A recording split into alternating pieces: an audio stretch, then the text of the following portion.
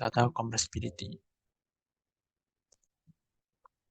Nah, ini jawabannya yang B. Oke. Excellent istimewa, good baik, fair. Fair itu ya cukup baik lah, oke lah. Passable ya cuma lewat. Buruk, sangat buruk. Poor. Next, nomor 10.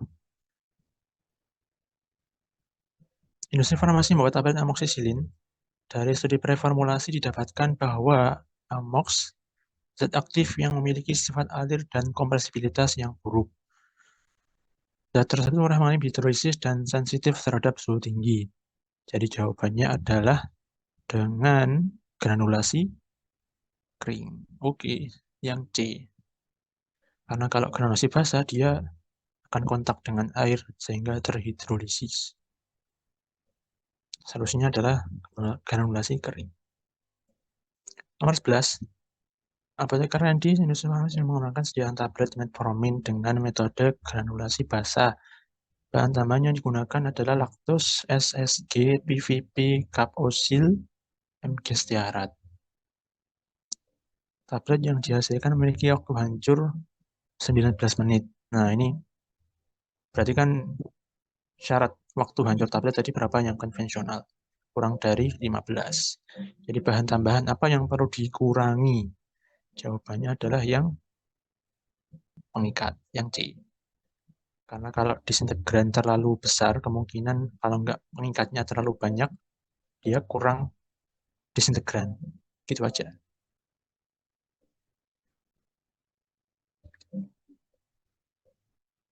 Nomor 12. Suatu industri farmasi membuat tablet effervescent diatur kelembapan 50% dan suhunya 25 derajat Celcius. Saat dicetak, tablet ternyata terdapat massa yang menempel pada mesin cetak. Ya, ini tadi juga sudah sedikit disinggung. Memang effervescent ini harus disesuaikan atau diatur kelembapan dan suhunya, karena dapat menyebabkan reaksi antara asam dan bikarbonat. Jawabannya yang B. Karena menurunkan kelembapan ini batasnya adalah 25%. Atau enggak kalau yang granulasi kering itu antara enggak ada. Umumnya adalah 25-40%. Jadi kalau di atas 40% itu sudah biasanya rusak basis effervescentnya. Next, nomor 13. Apoteker QC akan melakukan pengujian kadar air. Bobot awal granul 6 gram, setelah dilakukan pengeringan bobot akhir menjadi 5,73. Berapakah kadar air? Nah, ini kadar air. Berarti itu moisture content.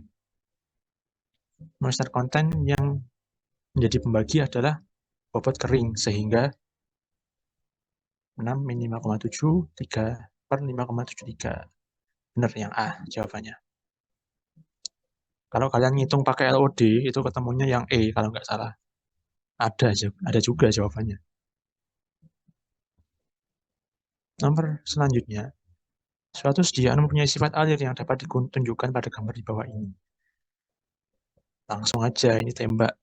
Sharing stress semakin meningkat, rate of share semakin datar, viskositasnya meningkat. Ya, jawabannya adalah dilatan. Apoteker yang di sebuah farmasi akan membuat sediaan suspensi sukralfat dengan formula yang terdiri sukralfat, asam sitrat, CMCNA, metilparaben, BHA, sirup simplex, dan etanol. Apoteker ingin membuat sediaan yang tidak mudah mengalami deflokulasi dan kegging. Nah, ini bahan tambahannya adalah yang ya kalau kita lihat suspensi adalah yang CMCNA. Jadi CMCNA ini dapat juga berfungsi sebagai flocculating agent selain dia sebagai suspending agent juga. Yang lain-lain kan bukan. Metilparaben pengawet, etanol, pembasah, bisa untuk pelarut juga, asam sitrat, dia untuk mengatur keasaman ataupun dapar, BHA untuk antioksidan. Nomor selanjutnya, nomor 16. Industri farmasi ABCD sedang memproduksi suspensi antasida. Nah, ini tadi. Dalam botol 100 ml. Kemudian apoteker melakukan pengujian volume terpindahkan. Nilai rata-rata yang diperoleh dari 10 botol pertama adalah 97%. Dan tidak satupun wadah yang volumenya kurang dari 95%. Tidak satupun ya. Jawabannya adalah yang tadi sesuai dengan alur, dilakukan dengan pengujian tahap kedua dengan 20 botol tambahan. Ya, benar yang A. Tapi kalau ada satu wadah yang volumenya kurang dari 95%, maka langsung tembak tidak memenuhi persyaratan. Ya, ini. Suatu tablet ibuprofen 400 mg dilakukan pengujian di solusi tahap 1. Kriteria penerimaan tablet adalah Ki sama dengan 80%. Hasil di solusi 6 sampel ibuprofen diperoleh 80, 85, 87, dan seterusnya. Nah, ini langsung kita tembak mana yang nggak sampai Ki plus 5. Kan tadi syaratnya Ki plus 5. Jawabannya adalah yang masuk tahap 2, yaitu menambahkan atau mengulangi uji disolusi dengan tambahan 6 sampel. Oke, yang D.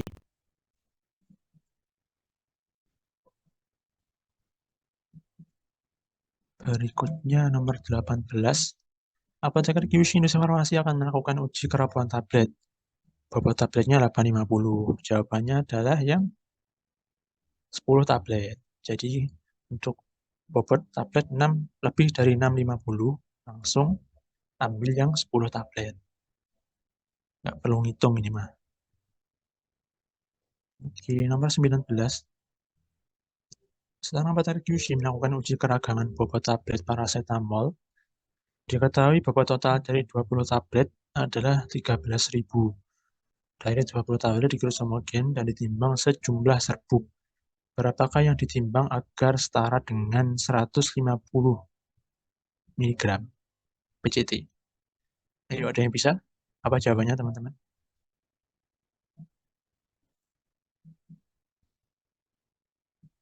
Ya, ini kita sedikit menyeleweng ke Anfar, tapi nggak apa-apa lah. Masuk ke tablet juga, sah. Ya, jadi logikanya begini. Kalau ada 20 tablet yang masing-masing kita anggap mengandung 500 mg, digerus bersamaan. Berarti kan 13.000 adalah total dari 20 bobot tablet. Kita bagi aja langsung. 13.000 dibagi 20. Berarti kan per tablet ketahuan tuh. 13.000 dibagi 20. Kalau kata Pak Didi sih, nggak usah pakai kalkulator ya. Langsung 650. Kalau 650 itu per tablet.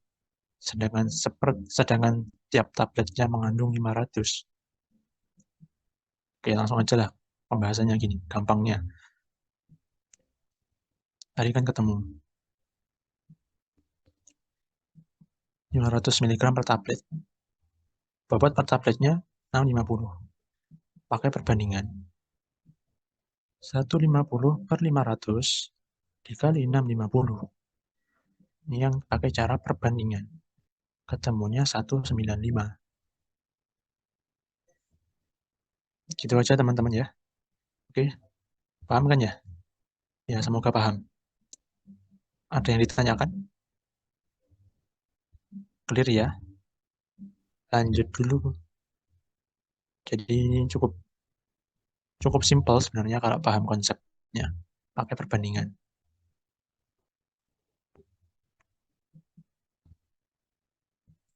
Nomor 20.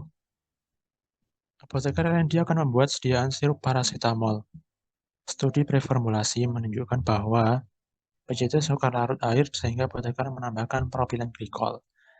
Apa metode peningkatan kelarutan? Jawabannya adalah propilen glikol adalah sebuah pelarut campur atau konsolven. Ya benar, yang E. Yang lain adalah juga metode meningkatkan kelarutan, tapi lebih ke solubilisasinya, metode yang berbeda. Kompleks inklusi dengan kompleks, dispers padat, membentuk campuran senyawa.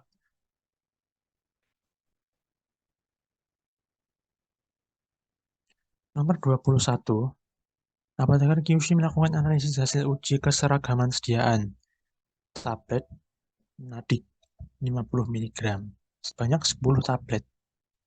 Dan data yang diperoleh adalah sebagai berikut. Nah, ini ada dua data ya, teman-teman. Yang ditanya adalah interpretasi hasil pengujian. Ini jangan salah memasukkan di NP-nya. Rumus NP, masih ingat ya? M dikurangi X bar dalam tanda mutlak ditambah K dikali S. Ini S di SD, simpangan baku. Nah, dari sini ada yang tahu nilai M-nya berapa? Masih ingat? Review aja di kolom chat.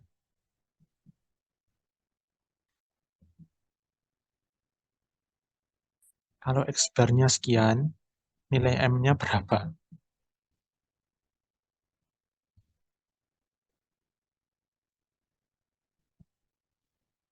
Ayo, ada yang ingat? Ya, jadi ini sebaiknya dihafal ya, sebaiknya. Karena kadang emang nggak diketahui di soal, nggak ditulis.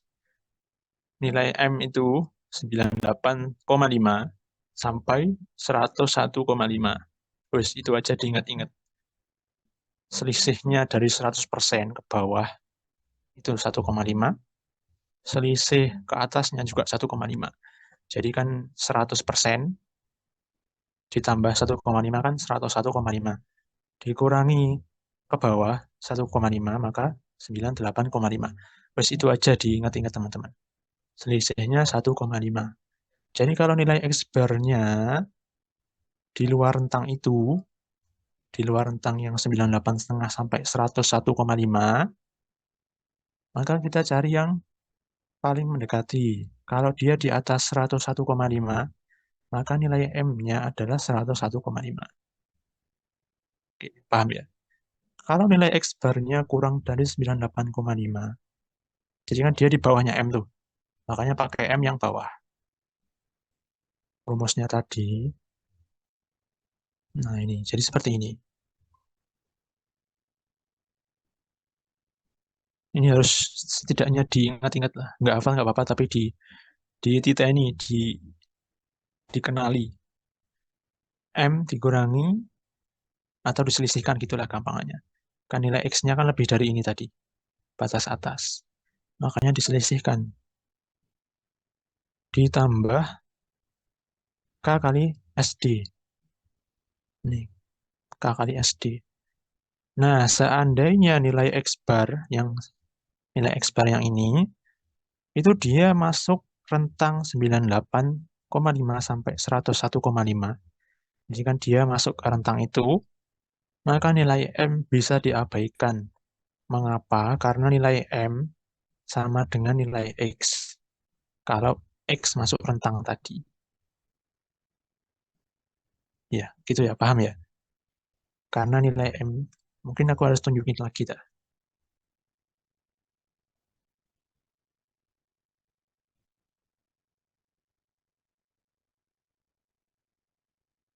Ayo.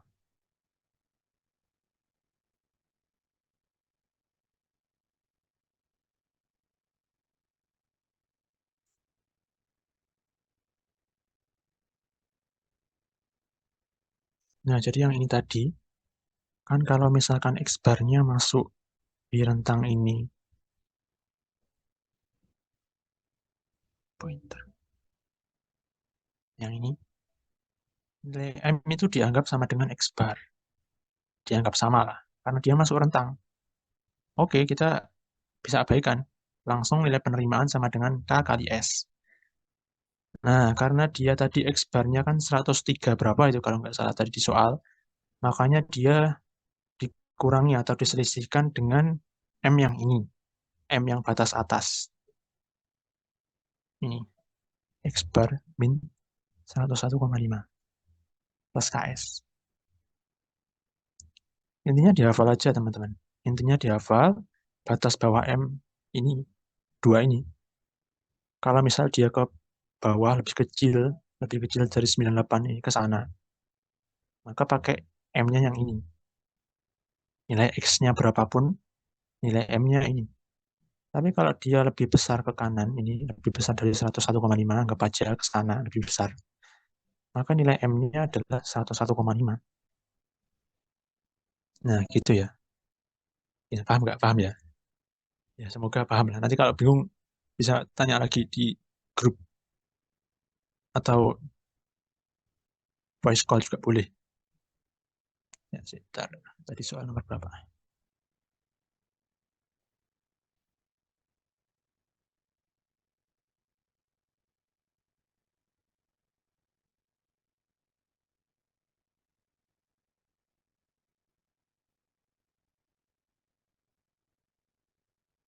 Ya, jadi gitu tadi.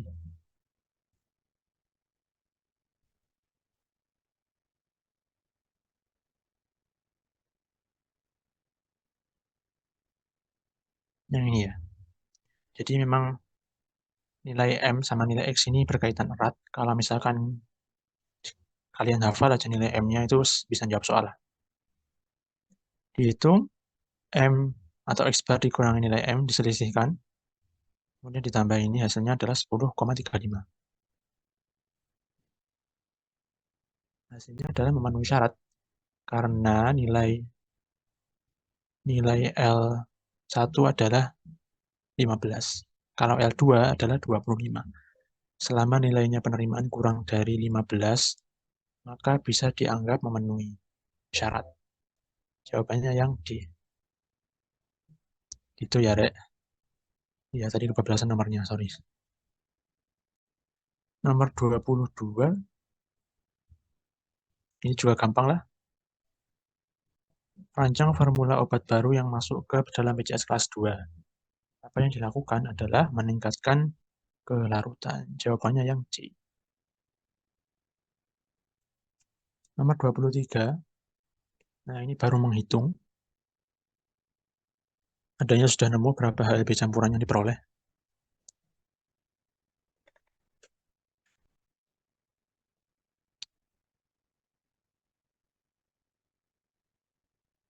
Ya ini gampang ya teman-teman. Tinggal dikalikan antara persen persen emulgatornya dengan twin dan spannya. Jadi kayak kita lihat data yang diketahui. Industri farmasi membuat krim sebanyak 5 gram. 5 gram itu adalah krimnya. Twin dan spannya 3%. Itu dari 5 gramnya ya, berarti teman-teman. Dan spannya 1% dari 5 gram.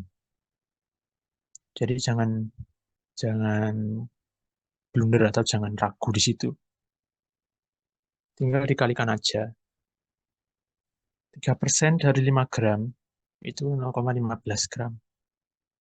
Yang 1% tinggal dikali juga 0,05. Ketemunya itu.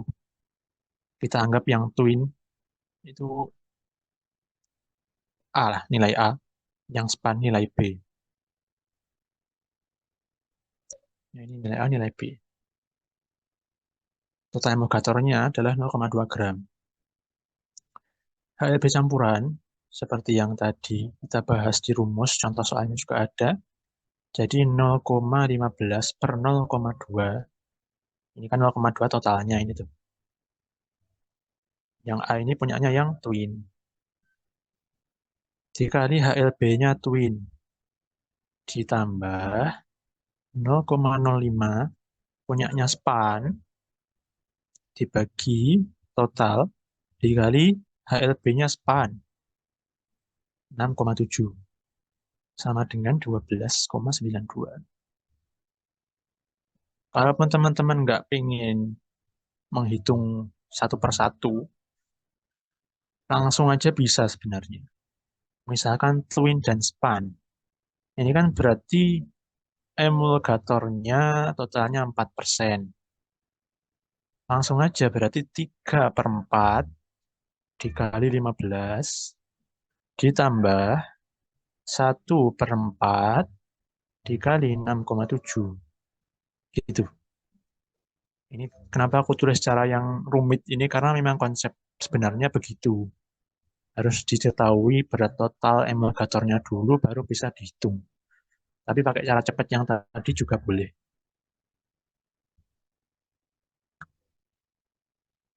Paham ya teman-teman? Bingung nggak? Bingung nggak? Ini aku takut penjelasanku kayak blunder. Oh, oke, paham ya. Sip, sip. Jawabannya yang B.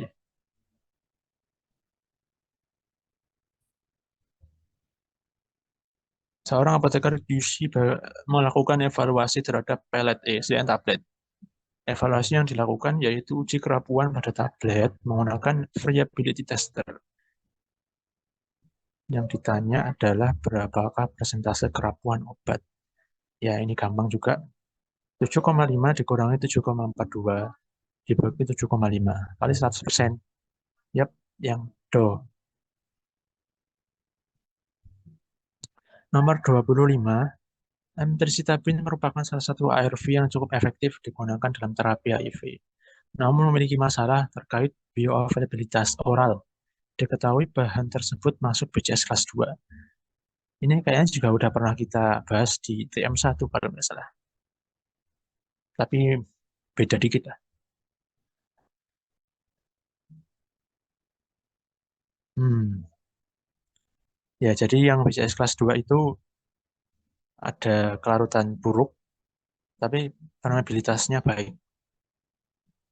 Kalau yang golongan meningkatkan permeabilitas itu biasanya bentuk yang microemulsifying, liposom, solid lipid nanopartikel, pokoknya bentuknya nanopartikel atau yang semacam liposom itu biasanya untuk permeabilitas.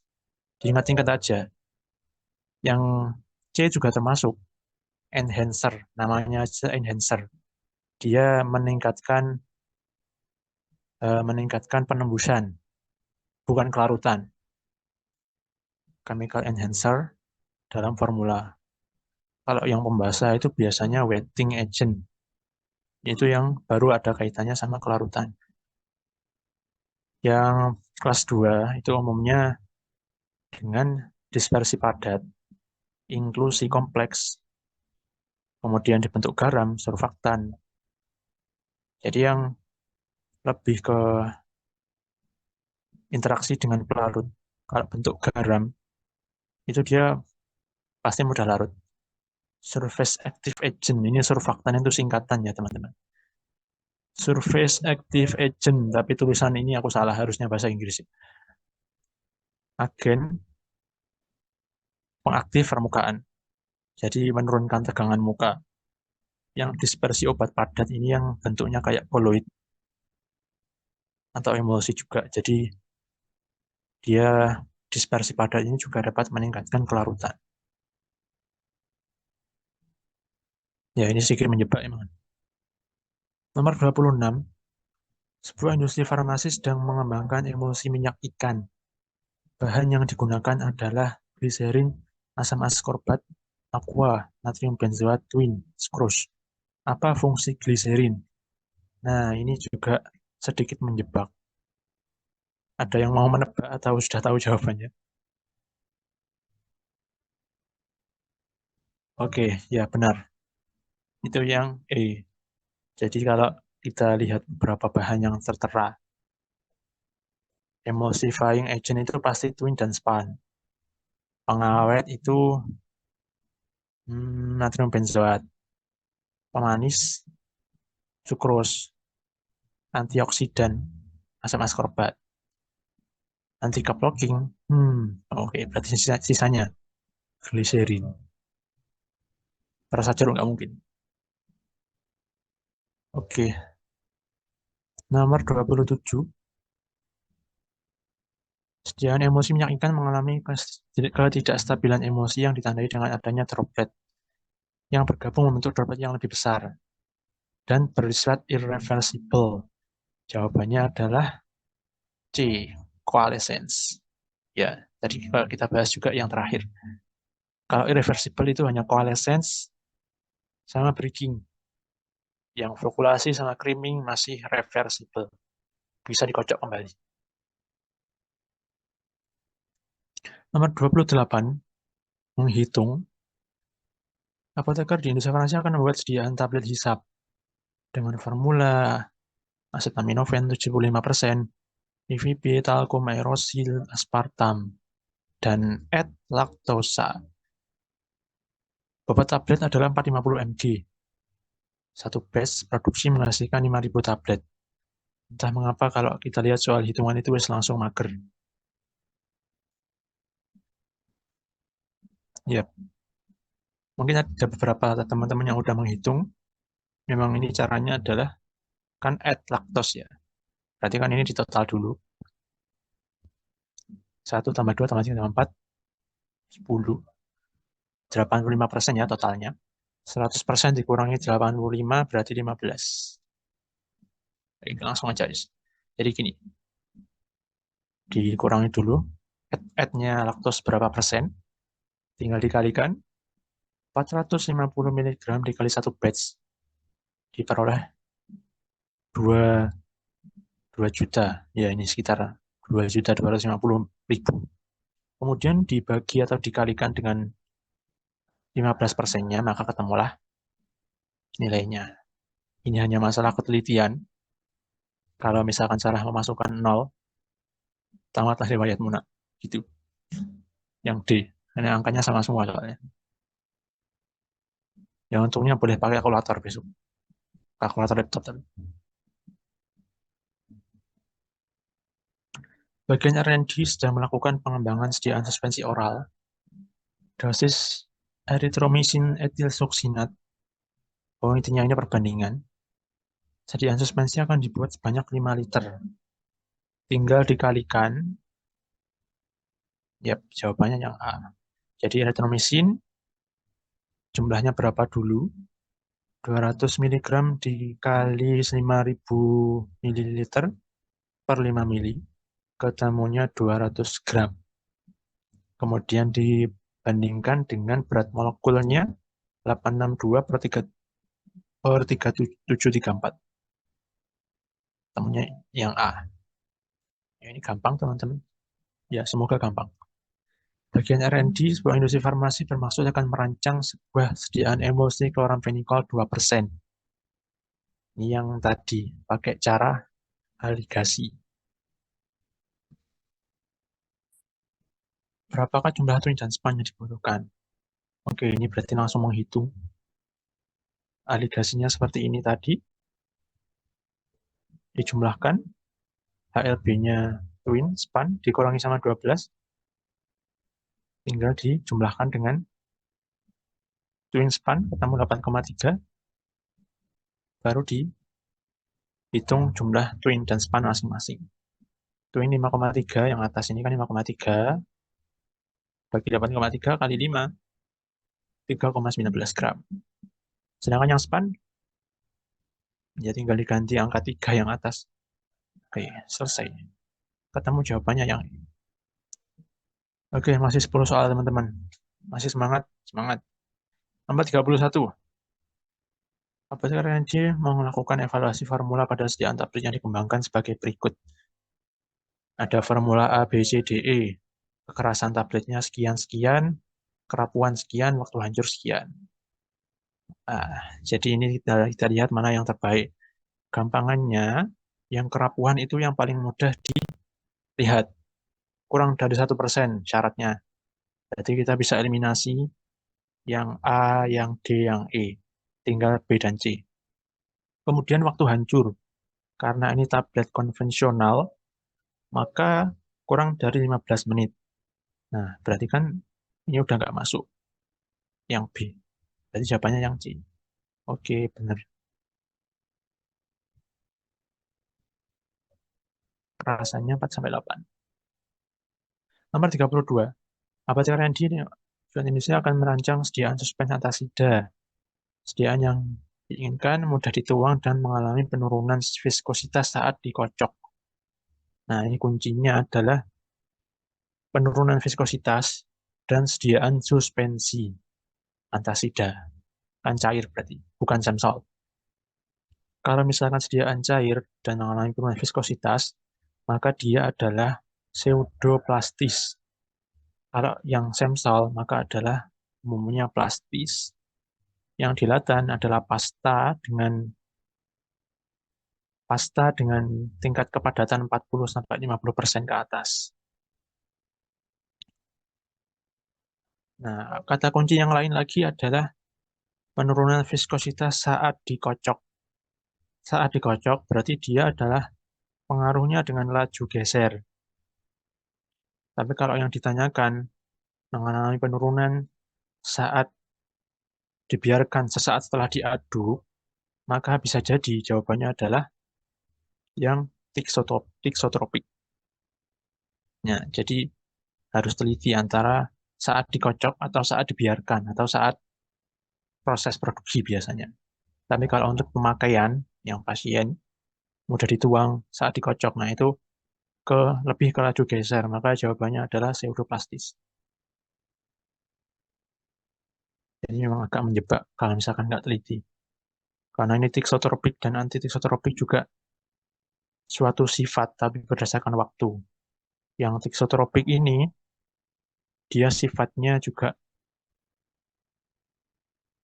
mengalami penurunan viskositas, tapi ketika didiamkan, maka dia akan kembali viskus. Jadi kayak kembali ke sedia kala. Kalau yang anti tikso, ini yang dilatan. Kalau semakin pertama dia tidak terlalu viskus, ketika diaduk, maka viskositasnya akan meningkat. Ketika dibiarkan, maka akan turun lagi. Nah, ini namanya anti-tiksotrop. 33. Industri farmasi yang membuat sediaan tablet PCT. Berapakah LOD? Gampang lah ini. Berarti dibagi bobot awal atau bobot basah. Jawabannya adalah 12,5%. Next. Bagian produksi sebuah industri farmasi sedang membuat sediaan tablet enterik. Tahapan pembuatan sebagai berikut. Dan disebut apakah hasil dari proses penyegelan tablet inti? Yap, jawabannya adalah produk antara. Sudah paham semua lah ini. Industri farmasi akan membuat sediaan tablet effervescent dengan bahan yang dipakai sebagai berikut. Ada perbandingan. Kita ditanya menghitung asam sitrat dan sodium bikarbonat. Jawabannya adalah, ya ini tinggal dihitung sih. Yang D. Gampang lah ini, tinggal teliti aja. Berikutnya, UC Pabrik akan menetapkan sifat alir obat PCT melalui indeks kompresibilitas. Berapakah nilai Hausner ratio? Hausner ratio berarti volume awal dibagi volume akhir. Pokoknya yang rasio itu yang atas yang besar, yang bawah yang kecil. Gitu aja. Yang rasio nilainya 1 ke atas. Kalau yang Cars Index itu 10%. Bentuknya persen. Yes. 36 yang A. 37. Seorang apoteker di industri farmasi sedang melakukan optimasi emulsi minyak ikan yang berfungsi sebagai suplemen. Karena beberapa faktor, emulsi terpisah menjadi dua lapisan yang jika dikocok tidak dapat bercampur, berarti irreversible. Ketidakstabilan apa? Jawabannya adalah yang breaking, karena dia terpisah. Breaking atau cracking itu sama, pecah, rusak. Tapi kalau yang creaming itu dia hanya berbusa. Lanjut, nomor 38. Berapakah nilai sudut istirahat dari sebuah serbuk yang tingginya 5 cm dan diameternya 14? Ada yang sudah menghitung?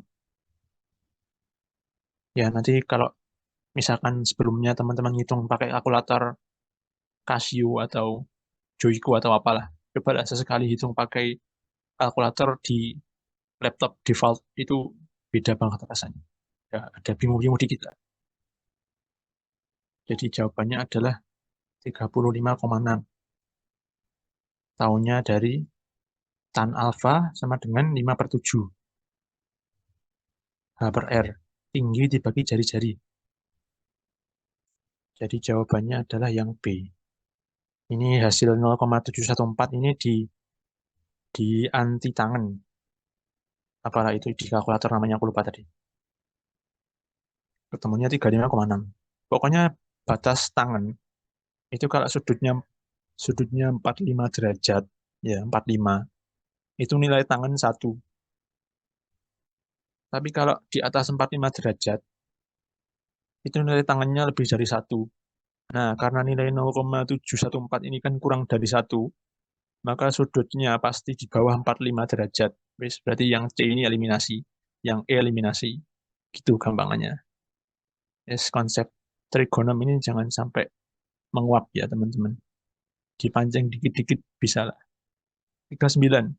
Seorang analis sedang menyiapkan pelarut yang terdiri dari serbuk, sukrus, dan klorin. Oke, langsung tembak campuran eutektik. Campuran ini memang sangat unik.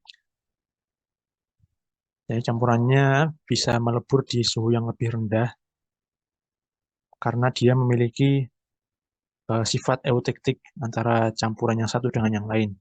Jadi kalau misalkan kalian lihat tabel atau grafik yang di sini, ketika dia komposisinya misal yang A, kalau di titik yang aku tunjuk pointer ini, nilai A adalah 100%. Komposisi bahan A adalah 100%. Semakin ke kanan, komposisi bahan A semakin berkurang, tapi dia juga ada tambahan ini 10 ya, 10% dari komposisi B. Kalau kita tarik ke atas, maka campurannya melebur pada suhu yang lebih rendah. Semakin dicampur semakin ke kanan, nah di titik eutektik inilah terjadi campuran dengan titik lebur yang paling rendah di campuran yang sesuai. Titik eutektik itu namanya. Contohnya yang pernah dipraktikumkan itu ada menthol dan camphor, sama juga ada aspirin dan propilin glikol. Ini yang nggak praktikum sih yang ini. Cuman menthol sama camphor ini aku pernah ngerus kalau nggak salah. Itu benar-benar dia melebur padahal nggak dia apa-apain. Yang lain itu juga salting out, ini perubahan kelarutan karena adanya efek salting ya, bukan salting yang itu, tapi salting yang penggaraman, garam yang keluar.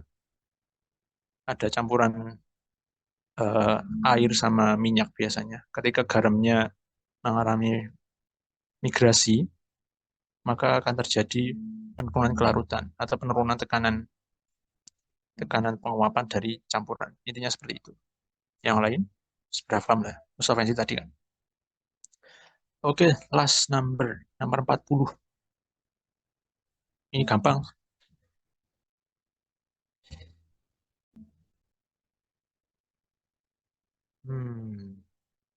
Kok pada jawab B semua sih? Sebuah industri farmasi yang membuat tablet ampicillin dan dilakukan pengujian Hausner dan Kars Index untuk menentukan karakteristik produk. Ya, ya gini guys. Jadi kan tadi yang Hausner ratio sama Kars Index itu kan pengujian granul ya. Oke, benar, dia mempengaruhi kompresibilitas, masuk lah. Tapi yang paling paling dominan adalah yang D, ya benar. Yang flowability. Flowability kan menunjukkan sifat alirnya dia di hopper atau feeder. Nah, yang Hausner ratio ini ketika dia volume awal, volume sebelum diketuk sama setelah diketuk, kan hopper itu dia mesin yang getar terus ya teman-teman. Semakin dia getar, nah yang kita uji dengan ketuk-ketukannya di vibrasi itu adalah untuk menggambarkan getaran di hopper atau feeder. Karena dia terus getar, maka nggak baik kalau granulnya itu terus, volumenya terus berkurang, berkurang, berkurang. Nah, itu malah bisa-bisa padat sedianya di hopper. Makanya dia jadi sukar ngalir. Nah, tujuannya Hausner sama Kars Index ini adalah untuk menguji apakah dia volumenya bisa konstan dengan ketukan yang kontinu. Nah, volume volume mampat itu ya itu maksudnya, volume mampat sama berjenis tapered density yang telah diketuk. Nah, jadi yang dimaksud adalah sifat alir, yang flowability. Ya, ini soal juga cukup menjebak meskipun sifatnya konsep. Ya, sayang kalau salah sih. Itu ya teman-teman, semoga bermanfaat, semoga bisa dipahami, dan tetap semangat. Ini yang terakhir, jadi selalu ada jalan kalau ada kemauan. Oke, sekian dari pemaparan materi.